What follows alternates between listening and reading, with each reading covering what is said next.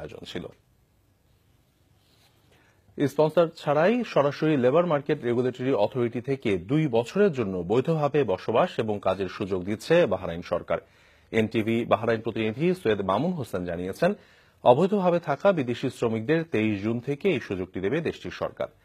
এলআরএমআর এর CEO Osama Ali আবাসি জানান, visa পেতে আগ্রহীরা তাদের ওয়েবসাইট বা 33150150-তে সিপিআর নাম্বারে খুদে বার্তা পাঠিয়ে সহযোগিতা নিতে পারেন। আবেদনকারী তথ্য এবং ঠিকানা যাচাইয়ের সহযোগিতা করবে বাংলাদেশ দূতাবাস। আবেদনকারী পাসপোর্টের মেয়াদ 6 মাস থাকতে হবে। পারমিটকারীকে নীল রঙের ফ্লেক্সি কার্ড দেওয়া হয়। প্রতি মাসে 2000 ফ্লেক্সি কার্ড প্রদান করবে। প্রতি 6 মাস পর পর পারমিট কার্ড নবায়ন করতে হবে। ওয়ার্ক পারমিট, স্বাস্থ্যসেবা ও ভ্রমণ টিকিটের জন্য 449 দিনার এবং প্রতি মাসে 30 দিনার ফি প্রদান করতে হবে। এভাবে ভিসা পাওয়া ব্যক্তি যে কোনো পেশায় পূর্ণ বা আংশিক সময়ের জন্য কাজ করতে পারবেন।